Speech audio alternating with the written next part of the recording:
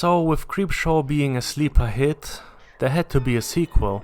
There are more than enough short stories that King has written, so there is a lot to base short films on. The King of the Undead, George A. Romero, couldn't direct this time though, so he wrote the script and put his director of photography, Michael Gornick, into the director's chair. Gornick had already directed some Tales from the Dark Side episodes at this point, so he was not a complete beginner. King is also having another stint in front of the camera, this time around too. But instead of being the lead of an episode, he is having a cameo in the last segment. But the episodes are once again based on his ideas and in the style of the old EC comics, like Tales from the Crypt, Vault of Horrors, and so on. So what is Creepshow 2 actually about? We follow once again Billy, who is crazy for his beloved Creepshow comics and gets the latest edition once they are delivered directly from the truck driver. The guy in the truck is the creep, who looks a bit different this time around and is played by Tom Savini in a lot of makeup and in a mask. But this time things will be different anyways, as the frame story soon changes into an animated movie segment that is interluded by the short stories. And Billy is having yet again a hard time. After being bullied by his father in the original, now he picks up another item ordered from a Creepshow ad. And this time it's a Venus flytrap.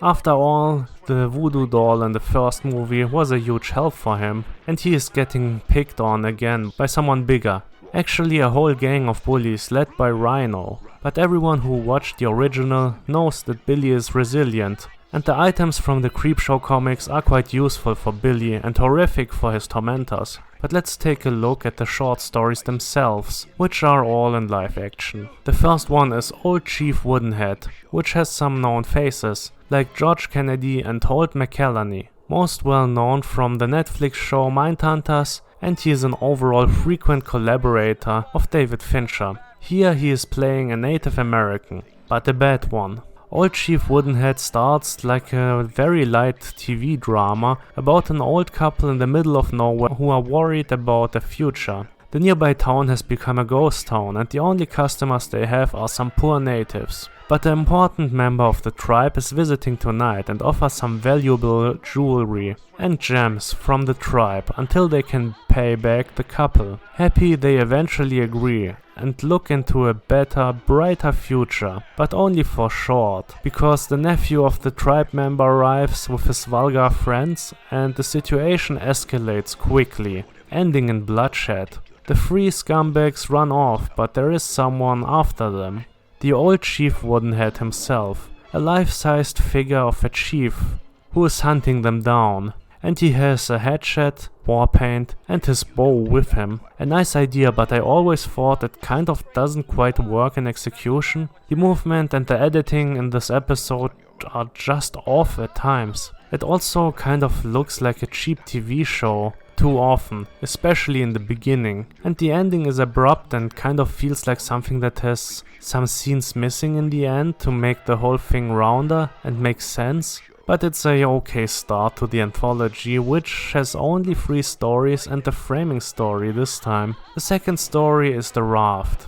A group of 4 horny teens or tweens are on summer break and decide to go to a lake on which a raft is just swimming in the middle of it. Somehow the area is just great for them, not sure if it's just other times or because it's so secluded, but I have to say, at least it does look nice. Not sure why it is so special though. Once they are on the raft, they spot an odd looking oil spot that kind of unsettles them and a bird gets caught in it, making it die horribly. When the spot comes closer, they realize too late that it is not just an oil spot. It's a sentient being that is damn hungry and damn aggressive. And after gruesomely killing one of the group, it just stays around the raft, making the remaining group more and more desperate as time goes on. Simple but effective and a rather cool idea. There's also a very sleazy moment that is coming kind of out of nowhere and probably inspired a similar scene in Cabin Fever. I mean, it's not a deal breaker but weird, even though the twist of the scene is pretty shocking as well. But it feels a bit odd in the context of the story. Having one of the survivors basically molest the other survivor while she sleeps and while the monster is lurking around, it's just odd. it's still a good segment overall though, and the ending of the story is actually really good and a nice twist. So off to the last story, which goes out with a bang. The Hitchhiker is about a woman that is racing back home from her affair, but then suddenly runs over a hitchhiker. Instead of helping, she just drives off though, and leaves Stephen King as a truck driver back to find the dead guy and secure the scene of the accident. But the unfaithful wife is not off the hook yet. At the next intersection, she suddenly spots the hitchhiker again. Despite him being beat up from, well, being run over, he still wants to thank the lady that is having none of it and tries to escape. But the hitchhiker always returns, just being more and more messed up as the story goes on. Another really nice little story that is simple but effective, and really underrated, also in terms of makeup, effects and stunts. I mean, we see a stuntman hanging off the front of a car, being driven through a forest. That's kind of insane and the kind of stunt that you could have only made in the 80s, I think. And like the first story, very much in line with the old EC comics. Especially with the twist. This could have been basically also a Tales from the Crypt episode.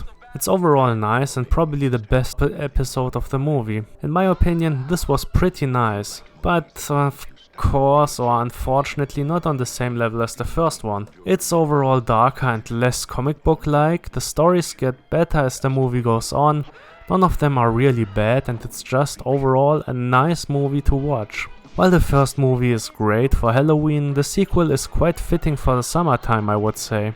It is less fun or funny and more gruesome but still entertaining. And definitely better than the third movie. I mean, of course, everything is better than the third movie. And also better than the Tales from the Dark Side movie in my opinion. And there are also some cool special features on the disc when you get the Blu-ray or even the old DVD that I had. And I will give Creepshow 2 a 7 out of 10.